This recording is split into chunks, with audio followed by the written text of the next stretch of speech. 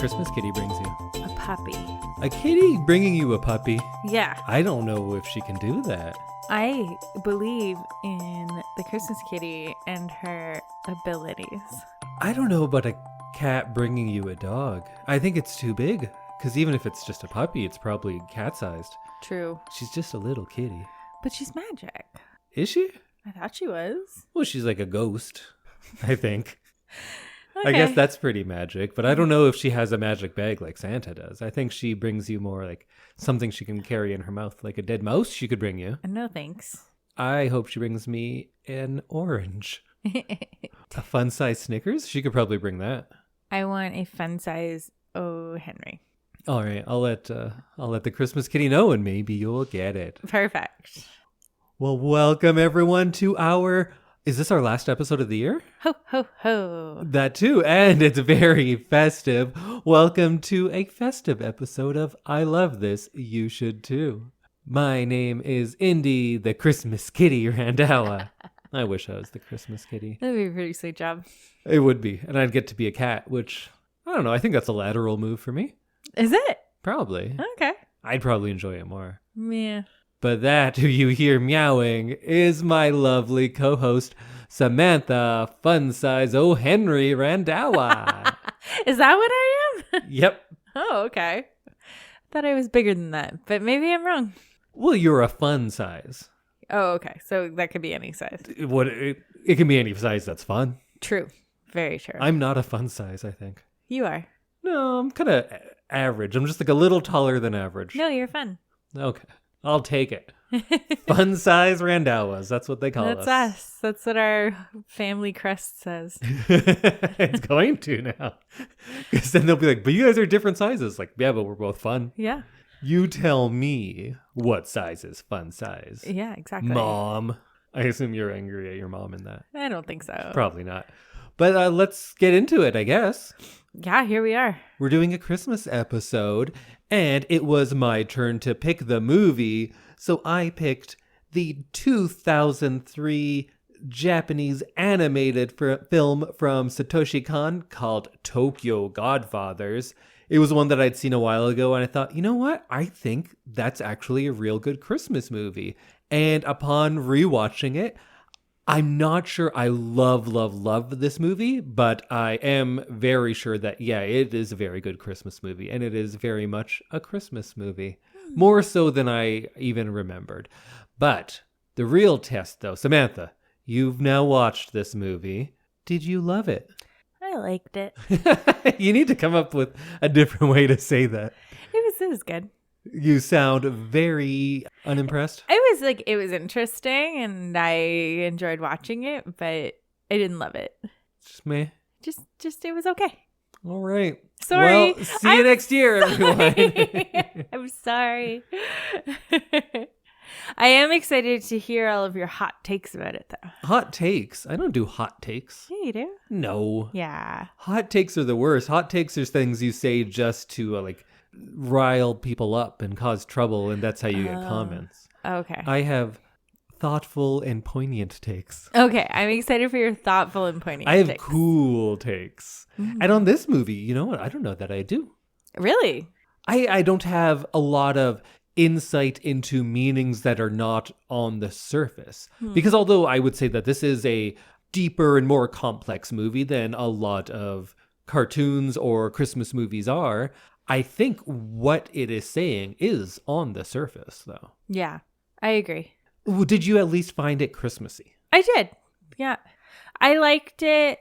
I think that the story is really nice. I liked the characters and how much of a group of odd people they were. And I feel like they would be people who would meet at a homeless encampment and somehow get stuck together.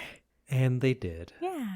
Well, let's go through it. Maybe this will be a super short episode. Maybe. Probably not, because I know I always say that and it never is. But we are tired, so we got that going. Yes, we do. It is late. It's 9 o'clock already. Yeah. And you need to get to bed at least. The kitty's coming, maybe, so we have to get into bed. Well, it's not Christmas Eve. No, but like you never know when she's gonna come. That's true. She's on her own schedule. Kitties are on their own schedule. It's like this entire week we have to be in bed so that if the cat comes. Do you have to be in bed for the Christmas kitty to come? I thought you had to be asleep and cozy. You had to be cozy. Yeah, I thought you had to be asleep and cozy. Oh, I never said anything about being asleep. I thought that was the rule. Cats love coming to awake people too. But they love sleeping people too. Yeah. They're more likely to jump on your head when you're sleeping, so that's good. But if I'm awake and I'm just like, kitty, kitty, they might come on over. Oh, maybe. We'll see. But let's just talk about it anyways. So let's start off with, where do you want to start? Do you want to start characters? Sure. Who was your favorite of the titular Godfathers? I think I liked Miyuki the best. Miyuki. Let's start with her then. So Miyuki is a teenager. I think she's like 15, 16, somewhere in there. I think so, yeah. And she was born into I think it looks like a middle-class family. Her father is a policeman. I'm not sure what her mom does, or maybe she never really comes up. Yeah, we don't get to see a lot of Miyuki. She is kind of the exception to the rule of they have these stories of why they are where they are, and we get to see some resolution with the other two. Mm-hmm. But Miyuki, we don't really get that backstory until much later in. There doesn't seem to be a lot of lying in her backstory, which some of the other ones do. And we don't get the resolution. So she ran away after stabbing her father. Yeah. Oh, yeah, and this is a nice light Christmas comedy as well. Totally light. But it is funny. It is a funny movie a lot of the time. I thought it was funny, yeah. I laughed a lot. But I think her reason for leaving is the same as the other three, because she's done something that she feels guilty about and can't go back because of it. Yeah. Yeah. Her whole story arc, because you don't really find out like what happened until closer to the end. But I found her like a really interesting character because she's got like a lot going on under the surface. Mm-hmm. And she seems very thankful for the little family that she has, even though she acts like kind of like an insolent teenager. I feel like they all do, and they've all kind of morphed into these roles of mother, father, and sullen teen. Yeah. Even though I was going to say that's not what they are, but that is what they all wanted to be. Yeah. They all want family. It's like the idea of found family. Mm-hmm. Which comes up so often on this, but this one more than a lot of them, because that's exactly what they're going for. They all had families. Yeah. It's interesting how each one of these characters is depicted, because they all exist in those gray areas. It's not one of those movies where these are complete victims and they're victims of circumstance, and that's why they are homeless and that's why they're living the lives they live. It doesn't go that way, but it's also not homeless people, you need to pull yourself up by your bootstraps. It's not that either. This movie is about all three of them have kind of a self-imposed exile. Yeah. They've all done something that they feel a lot of guilt about, and that's kind of the reason why they are living the life that they're living now. But how each of them shows it is a little different, because Miyuki has done something and she is very straightforward with like, I stabbed my father and he'll arrest me. Mm-hmm. I'm not entirely sure that it's the arrest that she's scared of, though. Yeah, I think she's scared of facing her dad. Right. And like owning up to what she did. I think that's a convenient excuse for her. I think so as well. I think that's something that she can tell herself and that she can tell others. So I guess, you know what? I kind of am going to walk it back already. I was saying that she was the one that isn't lying about things, but she's perhaps the one who is lying to herself. Yeah. When we get the flashback for her, we see her, first she's already talking about, my mom is always praying to Jesus. She's always doing that and not paying attention to me. Right. And we get here, take this scarf that you never wore, the thing that I gave you, and she thinks her father has gotten rid of her cat. I think is the thing that pushes her over the edge. Oh, okay, yeah. Angel, the kitty. Oh, there's a Christmas kitty right in this movie. Yeah, they're everywhere. But is that true? I mean, is she really a teen who has been neglected by her parents? Or is she a 14-year-old girl who has blown things out of proportion? And because the thing that we actually see her angry about is this scarf that her father didn't appreciate, which, yeah, maybe doesn't make you a nice guy or dad of the year, but not worth a stabbing, I would say. No. And she thinks that her dad has done something to Angel. But Angel, in fact, had ran away and comes back. Yeah. Because we get to see that little newspaper that the father is putting ads in the newspaper saying, like, come home, Angel came back, everything's fine. Yeah. Maybe not everything's fine, but we can get through this. Trying to get her back. So maybe even her in that scene of saying, you never care about me, it might be very much what so many kids are doing of, my dad's at work, like, oh, you don't care about me. Yeah. But that's, you kind of blow things out of proportion when you're that age. True. A lot of people still do. And I feel like, that's an age where you're like all hormonal and like things seem a lot bigger than they actually are. Mm-hmm. Other than like stabbing someone. Yeah. But she takes it too far. Perhaps her parents weren't these monsters, that she made them out in her own mind. I wonder if it was her at the time overreacting to stuff, or perhaps in her mind as things have gone on, being away from them, she's created the story about how bad they were. Yeah.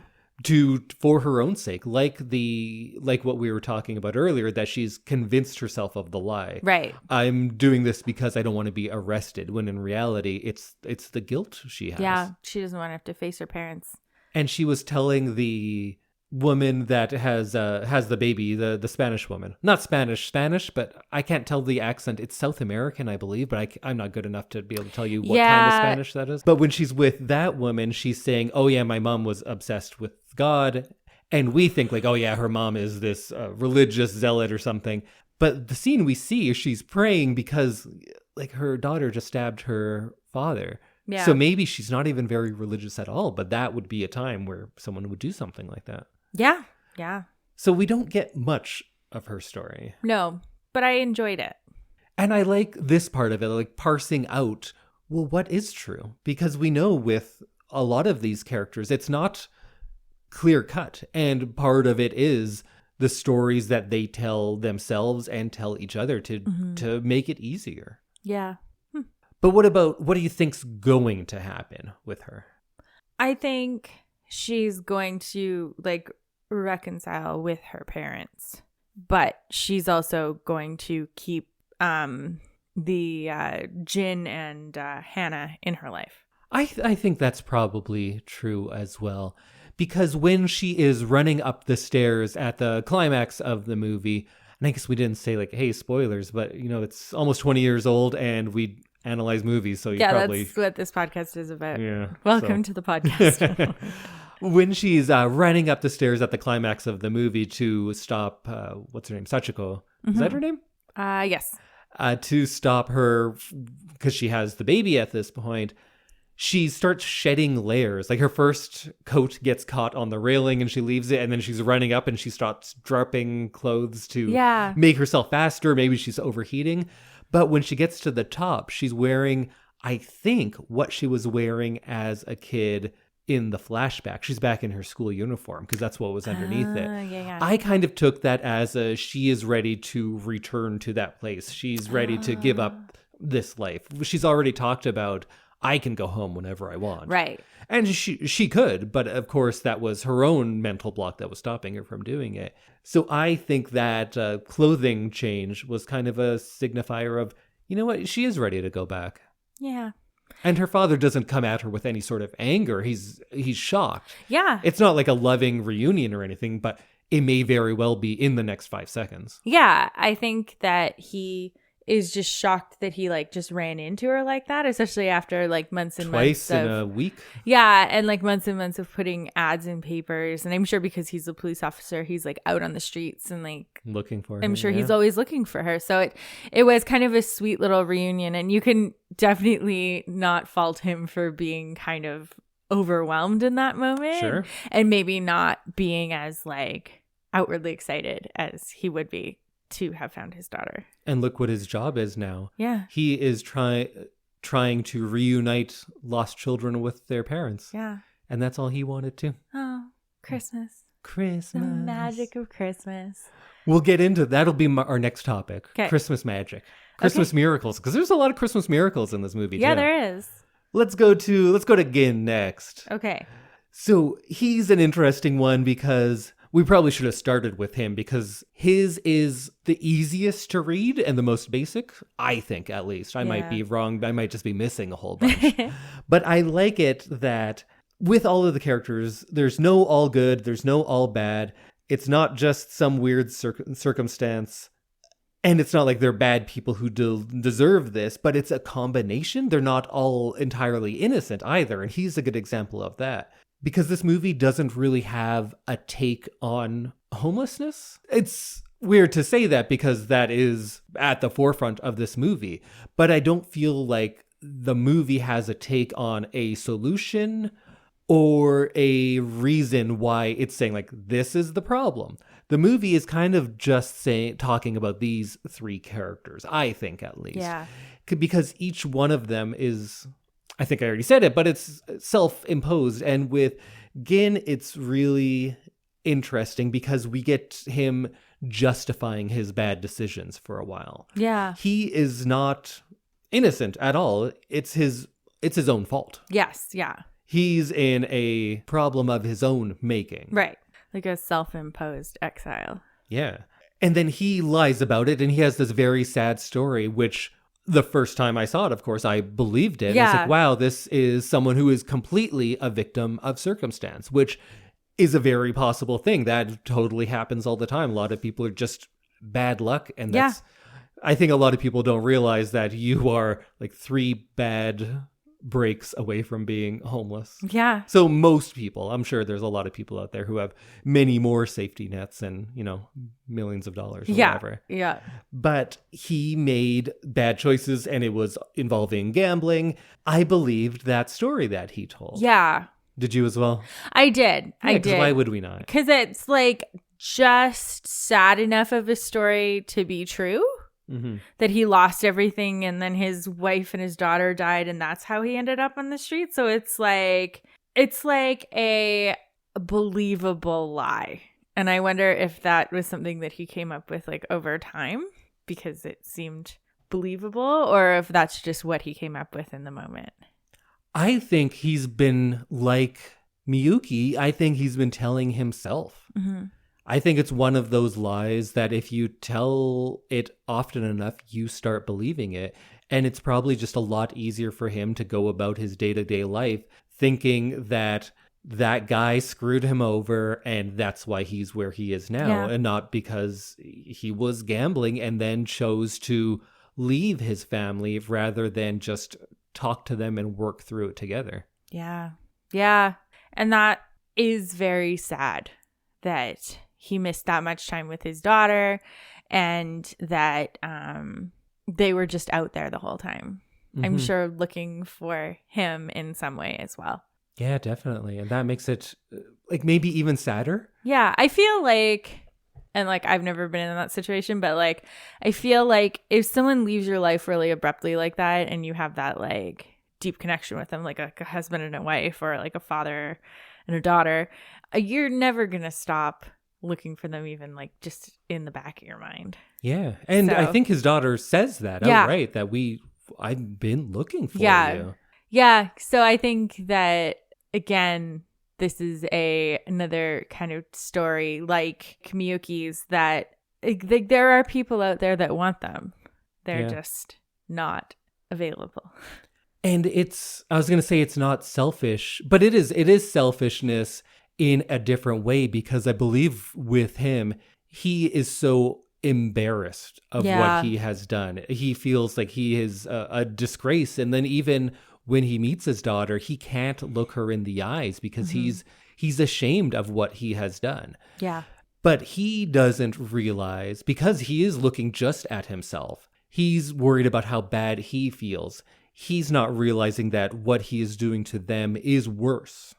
The leaving is worse than the gambling. Yeah. Yeah.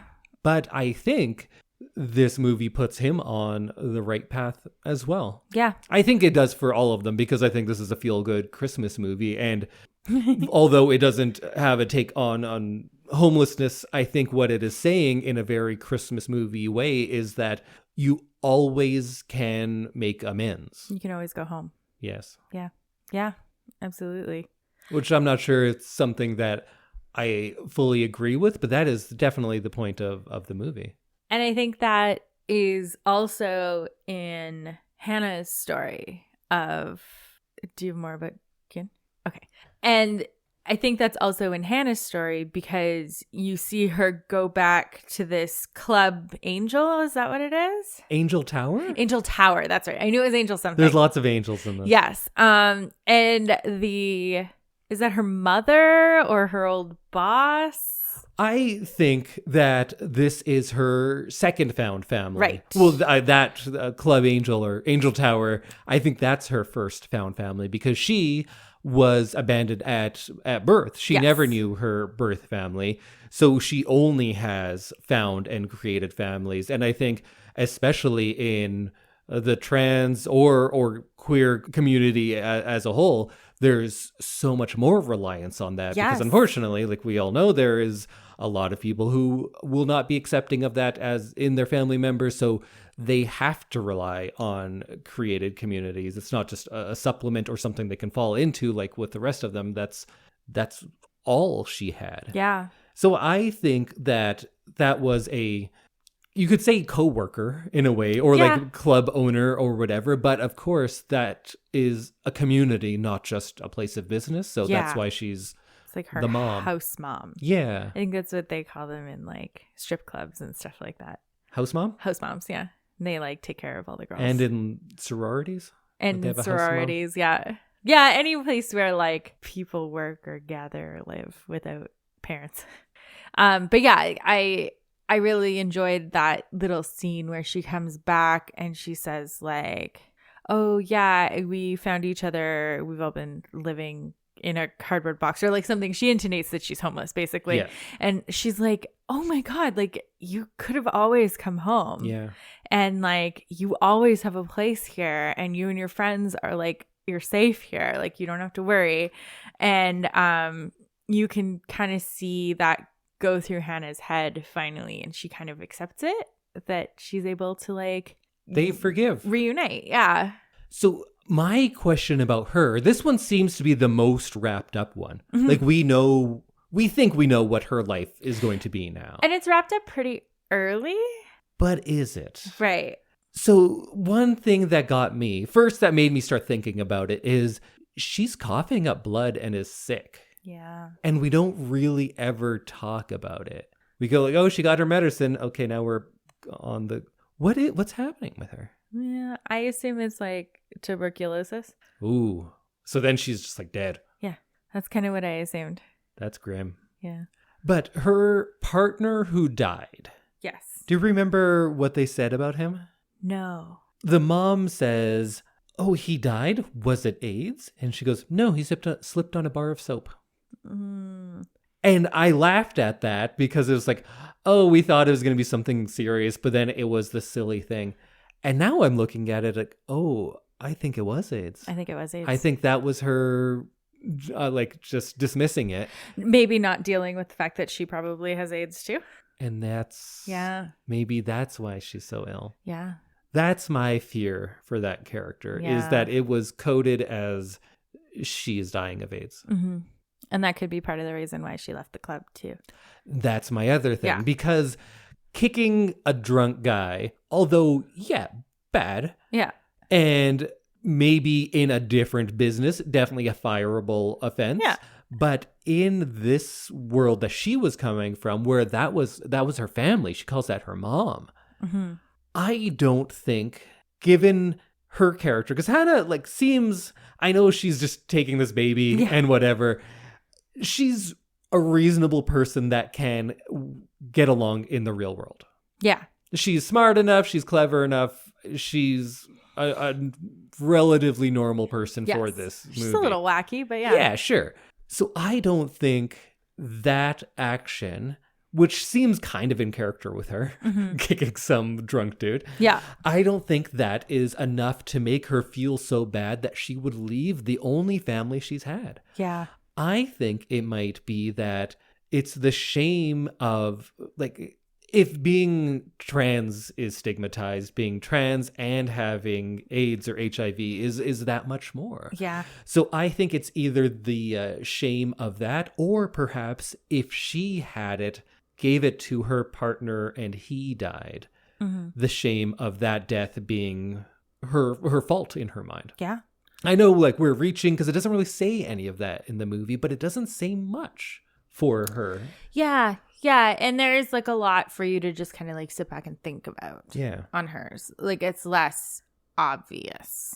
It's just that the other two of them are choosing this penance, essentially, this exile for something that they think is a grave mistake. Gin gambled away his family's money, and they might be on the verge of homelessness. I'm not exactly sure. They definitely lost the shop because of him. So he thinks, like, they're better off without me. I bring nothing but misfortune. And he's a bad gambler. He's very unlucky. He always picks the wrong way of everything. Yeah. So he leaves. Miyuki has stabbed her father. Yeah. She's committed a violent act against him.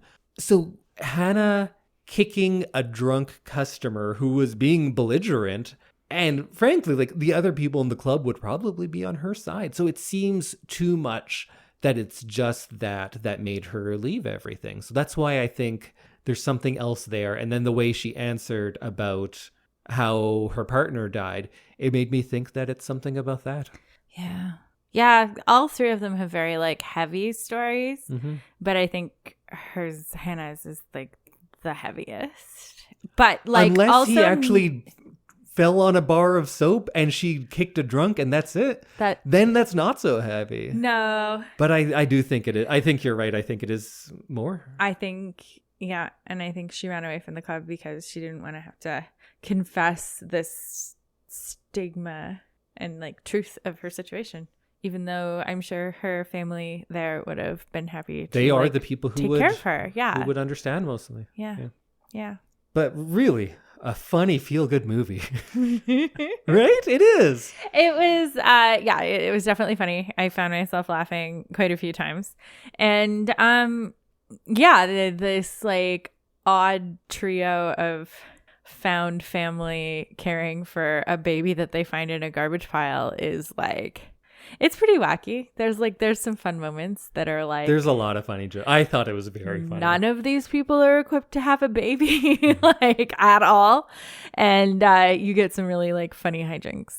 And that's something that comes in movies a lot. 3 surrogate parents who get, like, saddled with a baby and then wackiness ensues. Yeah, that's a big trope. There's, like, the 3 Godfathers was this old John Ford Western.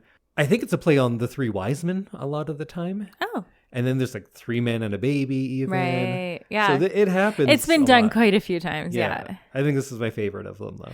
I like it because usually it's just, like, men doing it. And it's, like, 3 men or, like, 2 men trying to take care of a baby. And they're like, oh, men are stupid. Yeah.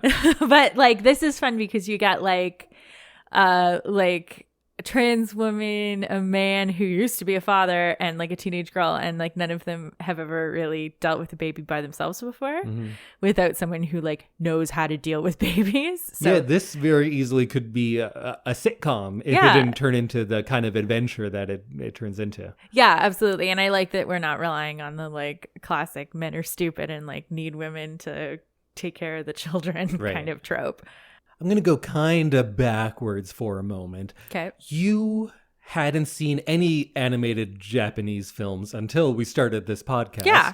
And we've gone through a bunch of Miyazaki's, which you've loved pretty much all of them. Other than like Sailor Moon. Oh, right. You've That's seen like Sailor Moon. really the only. Sure. Yeah.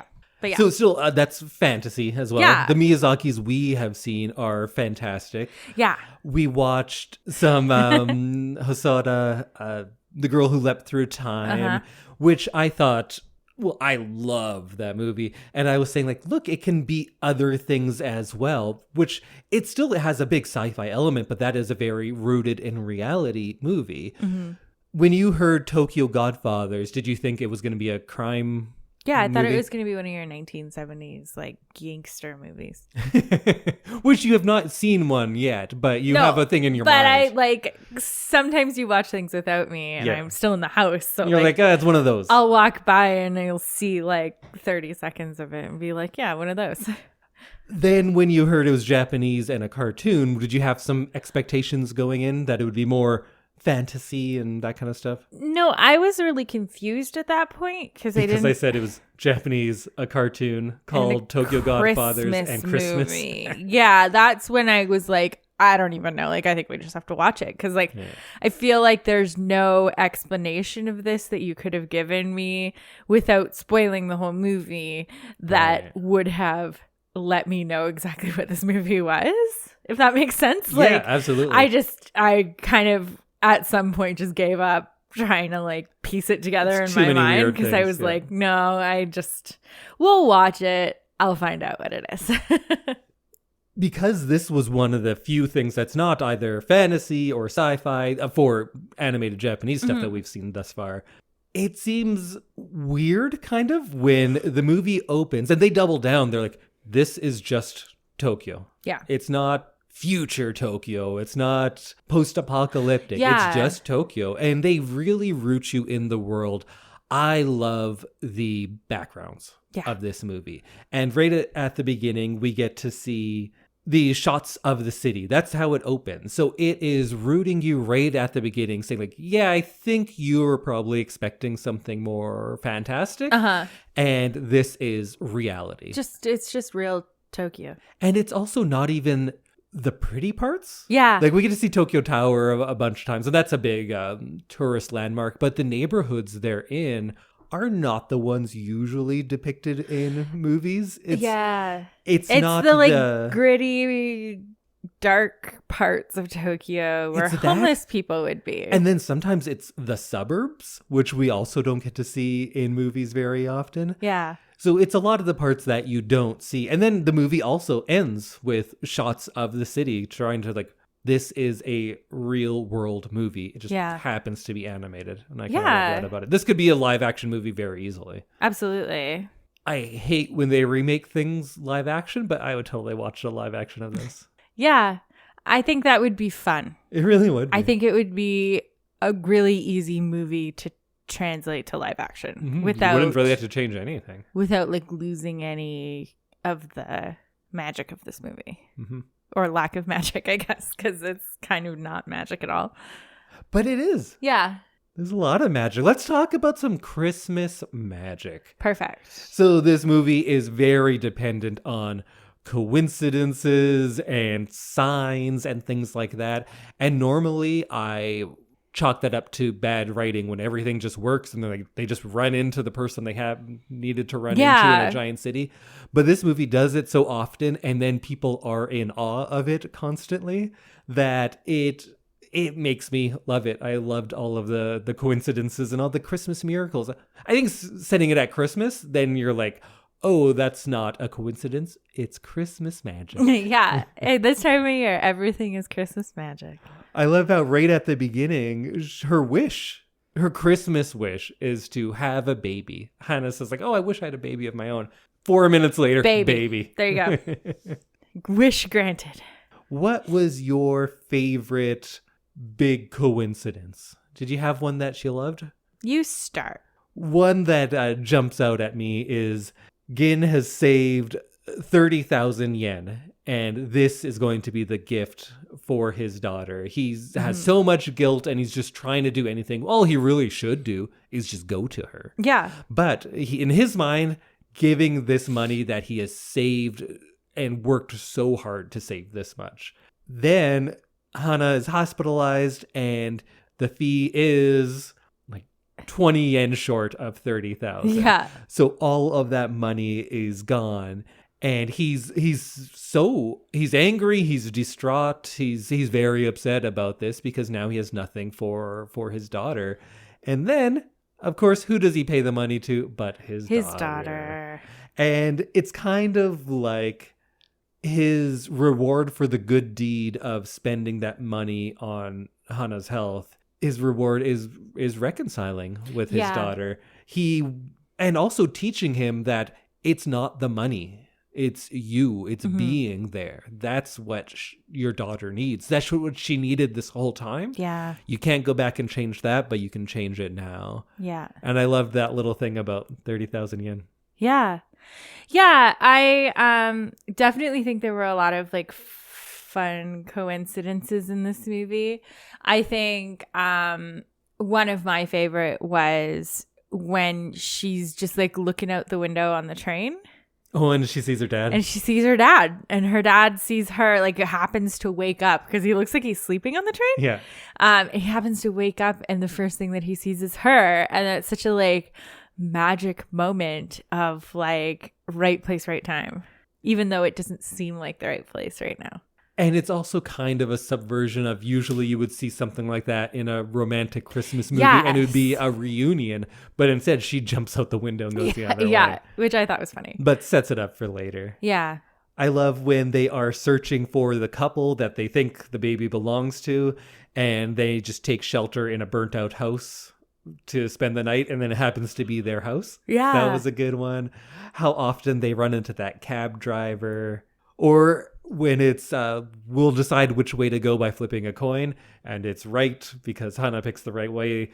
They go right, they find that Yakuza boss, they go to the wedding, they see the guy that Gin the money to, and it really sets things off just on this flip of a coin. Yeah. Yeah, finding that mafia boss, is that what he...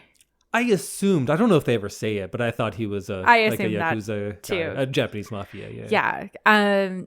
That whole situation of like them going to the wedding and everything and then realizing, that it's the man that he owes money to and that, and then Miyuki is like kidnapped by the shooter. Right.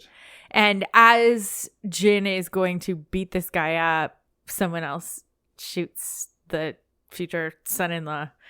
That part, preventing him from like getting arrested and like murdering someone. Someone. Really saves Gin there. Yeah. That part I still don't know why. Like I don't know why that guy was shooting him. Yeah, we don't really get an explanation on that. I guess it's assumed it was just like crime related, mafia stuff. Yeah, I think that's hashtag that's fair. Mafia stuff. But I just kind of chalked it up to that because I feel like I have not seen very many mafia movies, but I feel like that's something that like happens. Sure. Rival mafia bosses are always putting hits out on other bosses. Sure. I don't know. It's just my very limited knowledge of mafia movies is what I've gathered.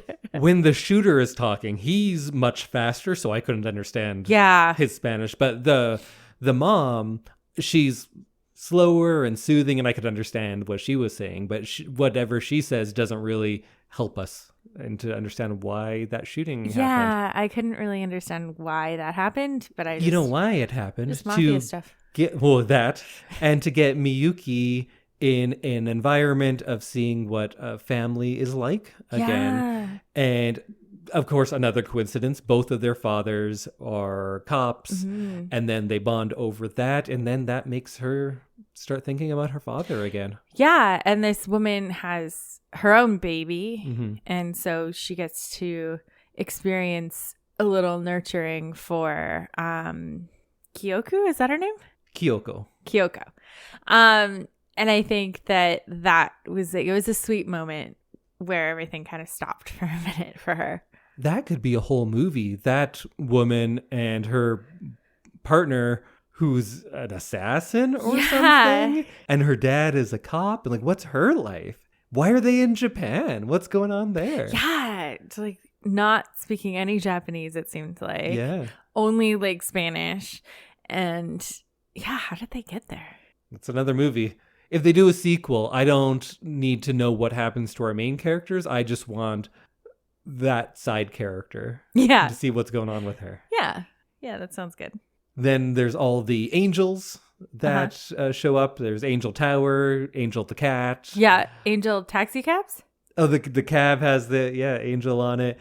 And then that one line when that, I don't know what her job is, dancer or whatever, is dressed like an angel and asking, like, do you want my angel magic or an ambulance? And he's like, ambulance, please.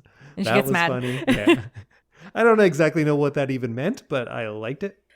He like clearly needed an ambulance. But if I saw what I think is a literal angel and they asked if I would like an ambulance or angel magic, I would choose the angel magic. Would you? Oh, yeah. Oh, I'd take an ambulance. Ambulance, that's the work of man. I want angel work. Okay. If I've been convinced, if I'm seeing an angel, I'm like, oh shit, I've been wrong about everything. Angels are real. This is my last chance. Okay, angel, let's go. What do you got? Show me the way. I don't know. I guess I can see what you're saying there, but I also feel like if I had just been beaten almost to death by hooligans. I'm sure an angel could fix it up. Probably. Or they take you to heaven, which... Maybe I'm not giving angels enough credit. If I saw a real angel, I'd be like, oh, okay, heaven's real. Yeah. My bad. I'm wrong on that. But if I go with you, I get to go there? Deal. Done. Yeah, I'll go wherever with an angel. Unless it's an actual biblically accurate angel. Right. Because they were scary. They're just wings and eyeballs, like thousands of eyes. That's right. You showed me drawings based on the Bible. Yeah. Those angels are scary. Not your blonde halo feather wing kind of. Yeah, if the ladies angel in looked white like robes. A stripper like this one, I'd be like, yeah, I'll go with that angel. Either way, you're going to have a good time in some way. True. Very true. But yeah, maybe I just need to like consider my relationship with angels. Yeah, you need to consider your relationship with angels more often. I thought I didn't have one, but if I met one, everything would be different. True. Like if I met Sasquatch and Sasquatch was like, hey, do you want me to get an ambulance or do you want to like learn about me, Sasquatch? I'd be like, let's go with this whole Sasquatch thing. I would go with Sasquatch. You'd go with Sasquatch over an angel? Yeah. I don't know. I'd go with either. Anything that will inform me about life's mysteries, I would take that over an ambulance. Maybe I need to start thinking about angels like cryptids. Yeah, that's kind of how it is to me. Because I'm like, yeah, Sasquatch. I want to know about Sasquatch. But angels, I'm like, I tried the whole religion thing. Like, you've come from a life that there are people in your life who believe in angels. Yes. I don't. So they're on the same level to me. Yeah. Okay. Although I'm more likely to believe in a Sasquatch because I could see that. Yeah. Because I gave religion a try as a younger person. So like, and it wasn't for me. So I feel like anything to do with that, I'm like, I don't know. I don't want to get mixed up with that again. I would go with whatever. If it was a Sasquatch, angel, leprechaun, if it's something that I didn't know was real and then it was real, yeah, I'll be your best friend now. I would rather go with like an alien. Oh, see, that might be where I don't go. Oh. Because I think they might be up to no good. But if he talks to me and says like, hey, I'm going to help you out on my spaceship, then I would.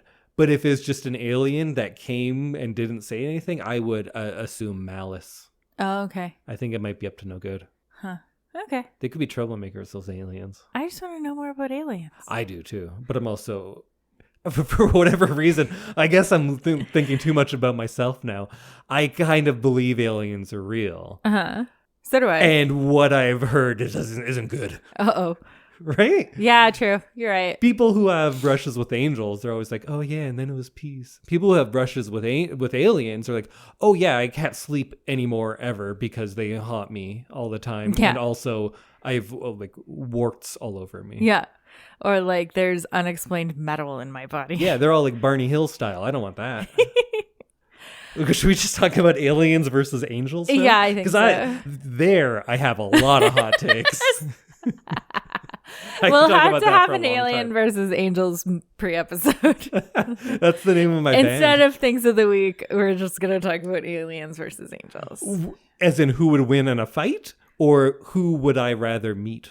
Who would you rather meet? Maybe some side information on them. I think it's more likely that I meet an alien. True. But if you are saying aliens are 100% real, angels are 100% real, I would go with an angel because an angel by definition is benevolent. Right.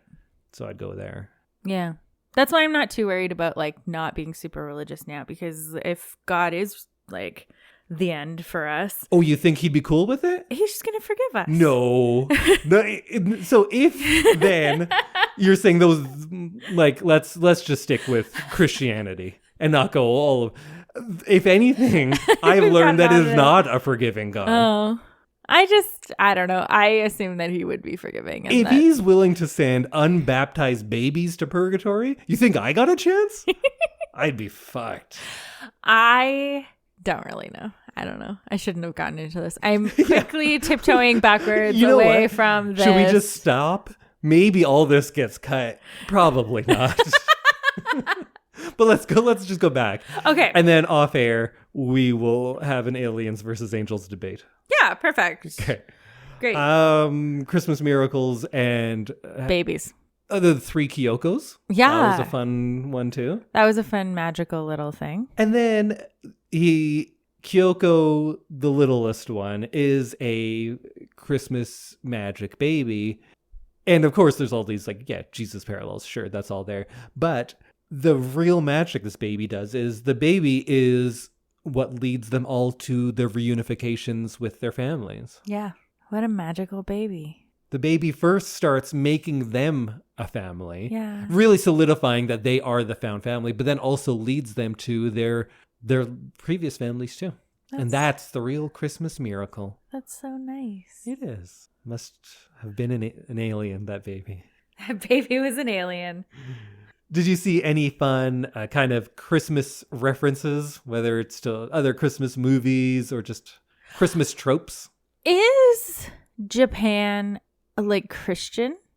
There are Christians there. I don't have the numbers on it, but okay. I don't think it's the main. I think there's more Shinto and Buddhism and then probably Christianity. That's what I thought. I just thought it was really interesting that there was like Christmas stuff in there. They had so much of a longer period of isolation because I know a lot about Korea, but Korea didn't have that same isolationist period. So there's a lot more Christianity in Korea than there is in Japan, I believe. But this is all me just when I was there, this is how it kind of felt. I know they do love KFC on Christmas. Oh. That is kind of the thing in Japan. That's funny. Yeah. Christmas dinner is fried chicken. Huh. That's fun. Mm-hmm. I like that. I like turkey dinner more, but right. I like the idea that you just have KFC. But in modern times, I feel like so much of the world is kind of Christmas. Yeah. Even if it's not baby Jesus Christmas. True. It is Christmas, like Santa Christmas. Yes. And I just thought it was really interesting that there's certain I was thinking it was very Western style Christmas at the beginning of the movie. Well, at the beginning, they're straight up in a church. Yeah. And the irony there wasn't lost on me about the preacher talking about all of you who have no homes, you have a home in Jesus. And then it cuts to them being, homeless waiting in line for food. Yeah. So it's kind of I don't think it's taking a shot at religion, but it is taking a shot at people who preach but don't practice, right? Everyone's all about the spirit of giving and everything, but but not to them. There's a lot of that here, I know. Yeah. But yeah, Christmas stuff in it. My favorite one was when Gin meets the ghost of Christmas future. When? So the old man he meets, Right, yes. That's him. They're wearing the same clothes. And he says, like, you know what? I'm a lot like you. I'm like, yeah, we get it. I thought that was a bit of a Christmas Carol nod with the Ghost of Christmas Future, that if he does not reconcile with his family, this is where it will take him. I didn't catch that, but I totally agree now. And one of the saddest parts, well, first we get the saddest part and then the funniest part, because he gives him his belongings. The old man gives Gin his belongings and says, take this. And I'm not sure if the subtleties of that were lost, but a lot of them, this movie is about the shame that you've brought upon your family. And I don't want to generalize like, oh, Japan, it's all about honor and stuff, because I think that's a very westernized take, but it's also like rooted in truth a good bit too. But the old man says, take this. Don't let anyone know who I am. Mm-hmm. He doesn't want his death getting back to his family because he's ashamed of, like, he died in this little hovel, right? Mm-hmm. And he doesn't want anyone to know about that. So he gives all of his worldly possessions away so he won't be identifiable. Right. Which is so sad. That's super sad. But then they have that joke about he dies and all the wind stops on all those windmill type things. Yeah. And Gin goes to put his eyes down and then he opens his eyes wider and gets like scared, of course, and goes, you know what, maybe just one more drink. So they did a fake out death in this super sad scene. Yeah. That's the balance of this movie. It's very sad a lot of the time, but very funny a lot of the time too. Yeah, it's quite the ride. So I kind of took that as if you don't change your ways, this is your life. Yeah. Because he's already falling into that of not wanting to bring shame upon his family, and that's why he's here. But that's not the right choice. No. Whoa, man. In that bag was a lottery ticket. Yeah. With the very bizarre number of 1111111. And later on, we find that the winning lottery number is that one. Yeah. And that's on New Year's Day. Hence all the ones. Right. If you look back at things like when they're in the taxi on Christmas Day, the taxi fare is like $12.25 and stuff like that. There's little numbers that are related to Christmas throughout the movie. And then the other big number that they show is the lottery ticket, which is, of course, about New Year's, because I think it takes place from Christmas Day to New Year's Day. Oh, yeah. Huh. Maybe you could even look at it as what happens with Miyuki is kind of a bit of a ghost of Christmas past for Gin. Like, she is at that crossroads that he was at one point, and she has the ability to make a different choice. Yeah. I think that's more thematic than actual ghost of Christmas past or whatever. And then there is Sachiko on the bridge and all the angel stuff, which is kind of It's a Wonderful Life. Someone jumping off a bridge. True, yeah. Yeah. Huh. There's a lot of like hidden things in this movie, and I like that. And I think there's so much more in the backgrounds that I couldn't catch. Especially if you could read Japanese, you probably see a lot more. True, yeah, because I feel like we missed out on all the notes and stuff in the torn down house. Some of it, like there were subtitles for it, but because there's so much, you can't I feel like you need to be able to read the language in order to get everything off of the screen. Because there were parts that were like newspaper that only like the main headline was translated for us. Right. So I feel like some of the little things on the sides of the newspaper or like on the bulletin board and that kind of thing are important too, or may just like back up what we've been saying. The only one that I caught in the subtitles was first there's the letter about the baby, and then the newspaper that is on the ground there is talking about how people are abandoning babies. Yeah. Which, people still abandoning babies. They're still doing it. Still. And maybe the only other character that we really have much for is Sachiko. Yeah. That woman who, again, it's so sad. She super sad. Has led a rough life, it seems like.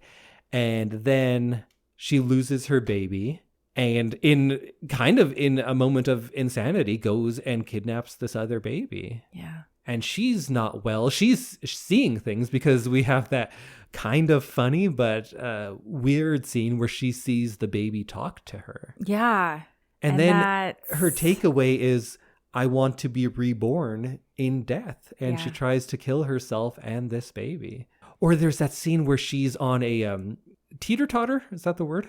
Yeah. Or like Teeter-totter? round. Round? Yeah, wasn't it like a spinny thing? No, it's like the up Oh, and it's down. a teeter-totter. Teeter-totter. Yeah. Teeter-totters, you can't find them anywhere in Canada. No. In Edmonton, I was looking, this was almost 20 years ago, I was trying to shoot this one scene for a movie where, Too dangerous. yeah, you can't find them anywhere now. Shatter your pelvis. I guess. But she's on that teeter-totter. First of all, being alone on a teeter-totter, sad. Yes. And that's what it was supposed to be in this movie that I was going to make.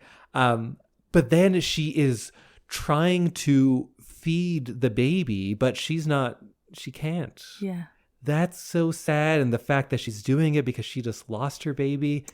And when it's compared to that really warm scene with the mom who's feeding the two babies in that one apartment, it's that much sadder. And she's talking to this child. And yeah, that was a real sad That was scene. really sad. She's like begging this baby to like breastfeed. Yeah. But then maybe she gets a bit of a happy ending in the end.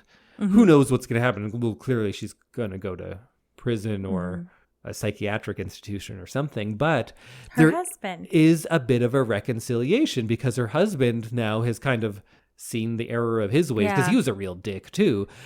To him, you know what it is? To him, Gin is the ghost of Christmas future. Yeah. That's his past. That's the ghost of Christmas past for him. Now I see it.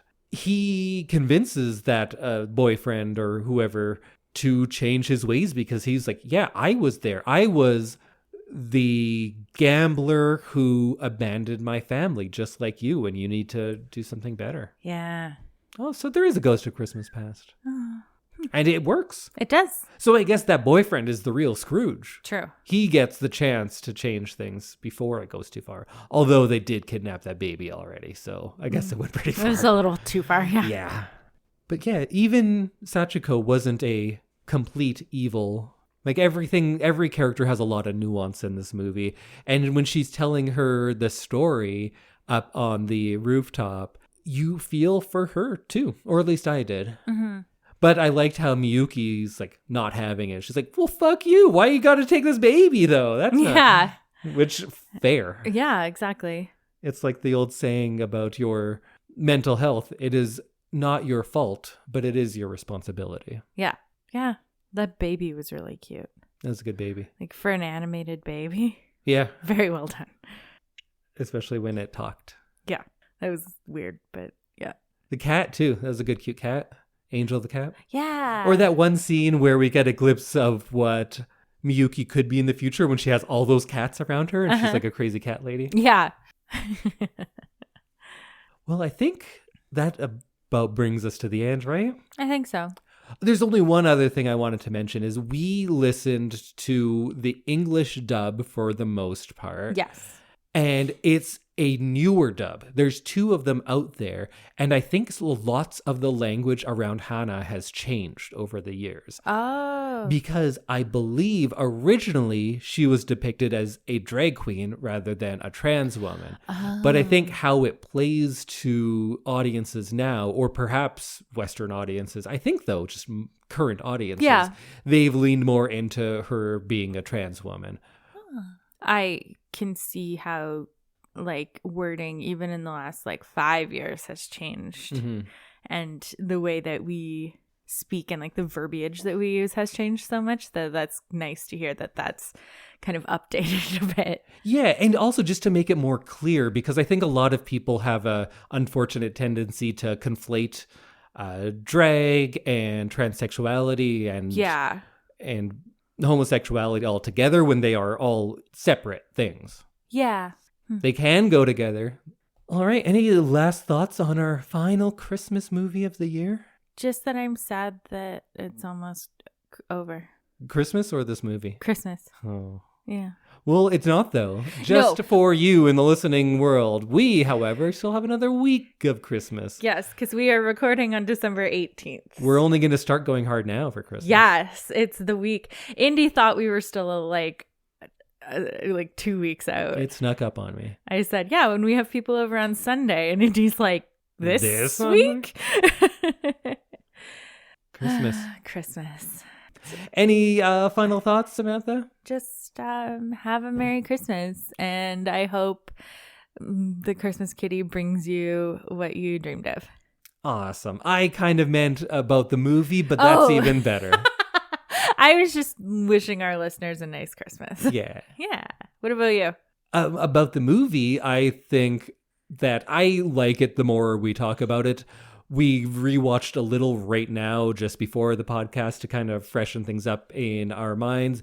And watching it, knowing the ending and knowing the character arcs makes it better. Yeah. Like, you don't get the surprises, of course, but you appreciate so much more of the character building that's happening earlier on in the movie.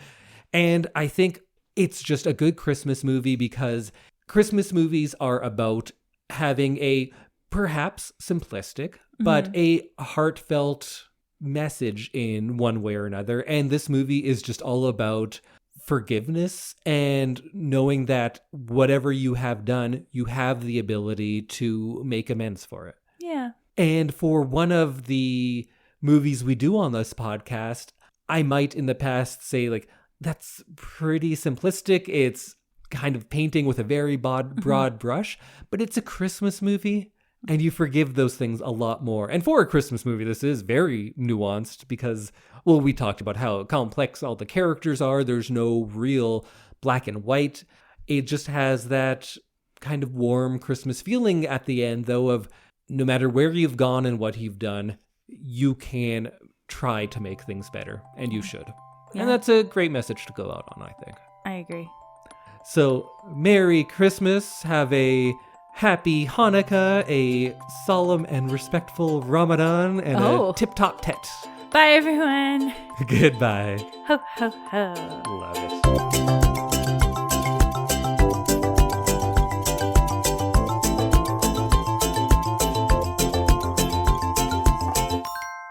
What's a tet?